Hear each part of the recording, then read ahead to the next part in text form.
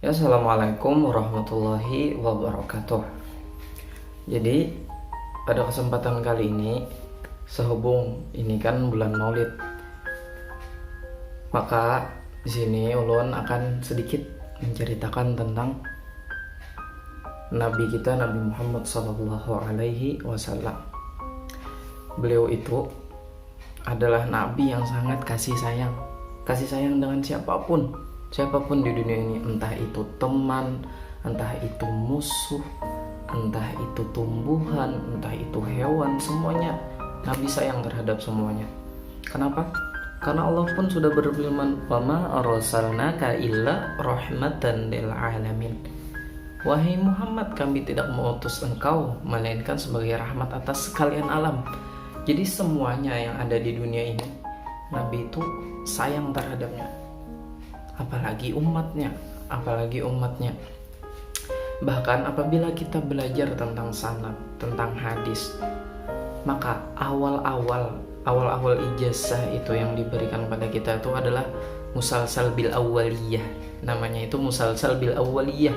Hadisnya itu berbunyi irhamu man fil ardi yarhamkum man fis sama. Kasih sayanglah terhadap apa yang di bumi, maka niscaya kamu akan dikasih sayangi oleh yang di langit, yaitu Allah dan beserta para malaikat-malaikatnya akan memberikan kita kasih sayang juga. Jadi diantaranya kasih sayang beliau itu, suatu ketika di malam hari beliau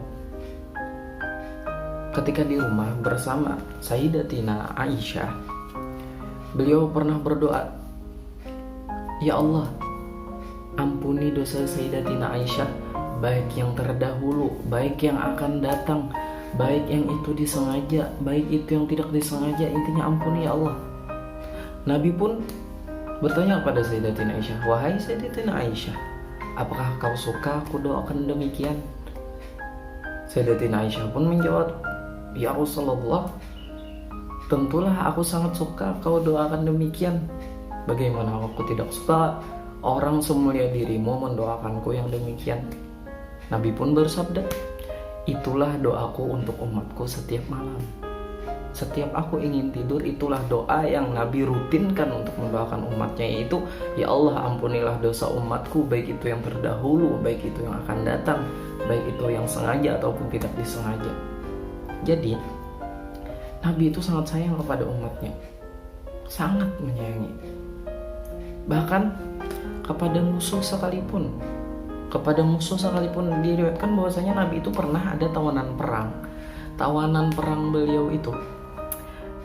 Beliau tawan bukan di penjara, bukan di tempat yang kotor dan semacamnya lah, melainkan beliau tawan itu diikat di masjid. Bayangkan, tempat yang paling mulia, tempat yang paling bersih itu di masjid kan. Nabi menawan tawanan perang itu di masjid, bukan di tempat-tempat yang hina. Dan Nabi pun berpesan kepada sahabat-sahabat beliau, "Wahai sahabatku, ini tawanan. Apabila dia ada hajat, tolong tunaikan. Apabila dia belum makan, tolong beri makan," dan seterusnya. Intinya segala keperluannya harus dipenuhi, keperluan pokok. Yang penting dia ditawan dan masih terikat, gitu. Dan sampai 3 hari tawanan itu ditawan, dan saat dilepaskan, dia melihat keindahan akhlak Nabi Muhammad Sallallahu Alaihi Wasallam. Dia melihat keindahan akhlak para sahabat Nabi Sallallahu Alaihi Wasallam, dan dia pun tersentuh hatinya. Lantas setelahnya beriman. Musuh yang sangat memerangi Nabi, yang sangat membenci Nabi, Nabi masih sayang, apalagi kepada umatnya, gitu. Jadi seharusnya kita sebagai umat Nabi Muhammad Sallallahu Alaihi Wasallam itu harus bisa mencontoh Nabi Muhammad SAW, baik itu dari segi perkataan, baik itu dari segi perbuatan, tingkah laku dan semacamnya. Kita harus ikuti, terutama soal kasih sayang ini. Soal kasih sayang, kita harus kasih sayang kepada semua orang. Lebih-lebih itu orang tua kita, lebih-lebih itu guru kita, lebih-lebih itu orang-orang terdekat kita, harus kita lebih sayang. Karena dengan kasih sayang itulah maka Allah pun akan mengkasih sayangi kita. Boleh jadi apabila saat ini kita mengalami kesusahan dalam hidup, kita mengalami banyak masalah, Boleh jadi itu gara-gara kita tidak membuka hati untuk menyayangi sesama.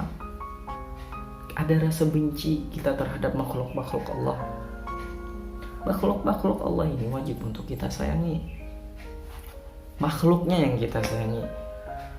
Apabila makhluk tersebut melakukan perbuatan yang buruk, maka perbuatan buruknya itu saja yang kita benci, bukan makhluknya. Nah, jadi di situ poinnya. Kita harus menyayangi semuanya, entah itu tumbuhan, hewan, musuh, teman, apalagi itu keluarga dan seterusnya. Mudah-mudahan ada manfaatnya. Wassalamualaikum warahmatullahi wabarakatuh.